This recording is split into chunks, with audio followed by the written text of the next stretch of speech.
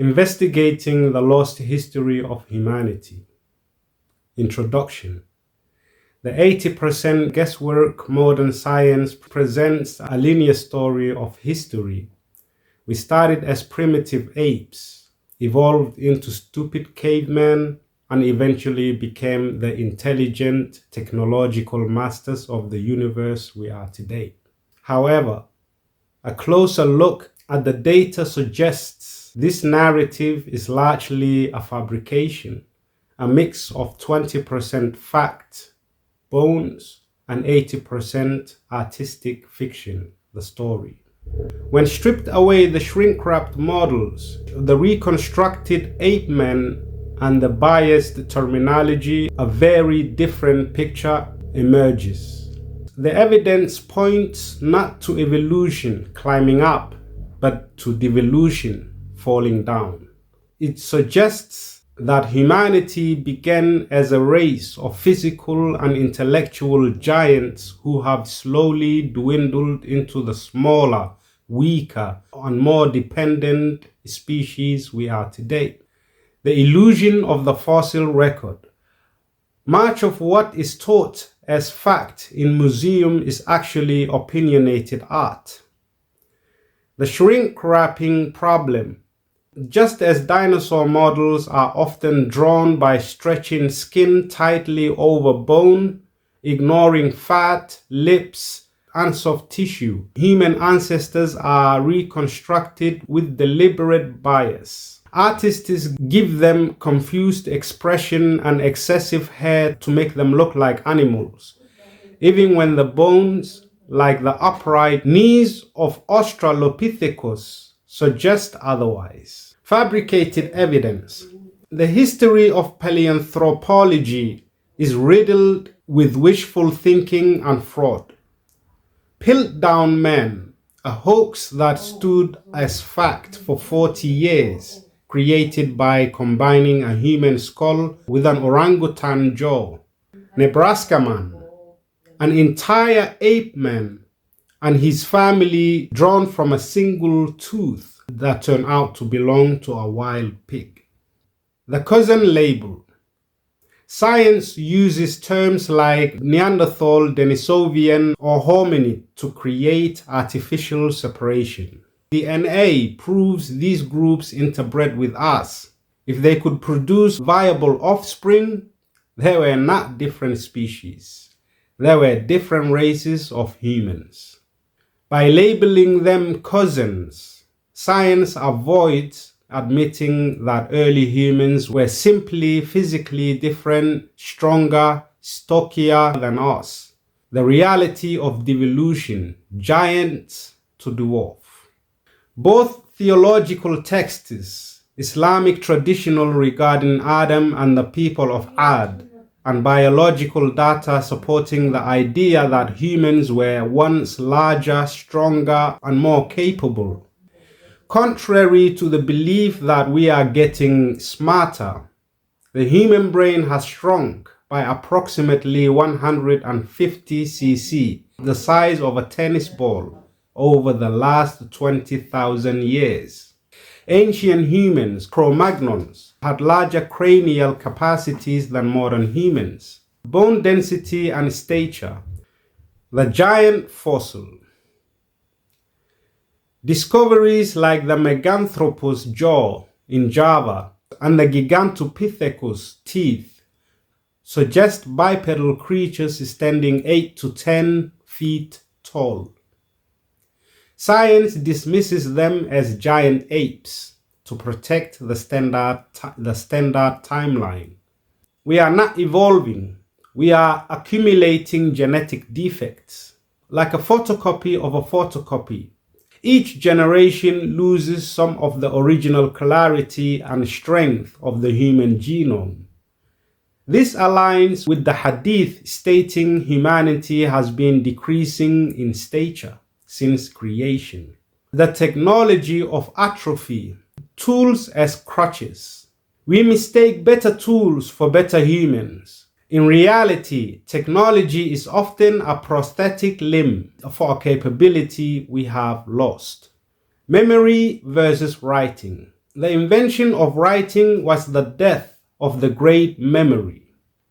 Ancient oral traditions could preserve thousands of lines of text perfectly. Today, we cannot remember phone numbers because we have smartphones. Muscle versus machine.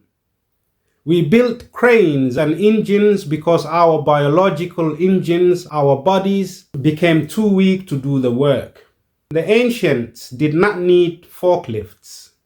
They had the physical density and leverage to manipulate their environment directly. Instinct versus sensors. We developed GPS and complex navigation system because we lost the natural connection to the stars and magnetic fields that allowed ancients like Polynesian navigators to sail oceans by feeling the water. Conclusion: technology is not a sign of evolution. It is a sign of biological atrophy. The impossible anomalies, lost science. If ancient humans were primitive, they should not have left behind evidence of advanced understanding. Yet, the out-of-place artifacts tell a story of a reset civilization. The stone problem, Baalbek. The trilithon stone in Lebanon weigh up to 1,000 tons. Modern stationary cranes struggle to lift this. The fact that ancients moved them suggests they possessed either immense physical strength, giants, or a technology based on sound and resonance, levitation, that we have forgotten. The map problem, Piri Reis. The 1513 Piri Reis map depicts Antarctica's coastlines without ice. This implies a civilization existed that could map the world from the air or through advanced geometry before the last ice age. Knowledge that science says cavemen could not have had. The machine problem, the pyramids. The Great Pyramid contains no mummies and is built with a precision aligned to true north within 3/60th of a degree, reserved for optical instruments. The presence of granite, quartz, and chemical shafts suggests it was a functional machine, possibly for power generation, not at all. The danger of scientific dogma, the ultimate risk. The most dangerous mistake a person can make is to treat science as a religion. Science, by its own definition, is a method of guessing, hypothesis. It changes every year. What was fact in 1990 is often fraud today. If you build your entire worldview, your morality, and your purpose on a foundation that changes like the wind, you are building on sand. The cost of the wrong path. When we accept unproven theories, like the idea that we are purposeless accidents descended from apes, as absolute truth, the consequences are catastrophic. The waste of potential. If you believe you are a slightly advanced animal, you will act like one.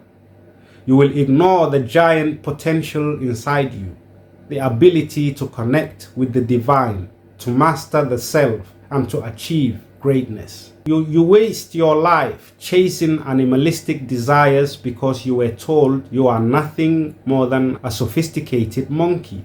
The spiritual gamble. This is the highest stake of all. A scientific theory is just a human thought. God's word is absolute truth. Imagine the tragedy of a person who rejects the Creator, rejects the prophets, and rejects the clear signs of design in the universe because they put their faith in a museum model or a textbook theory that turns out to be 80% guesswork.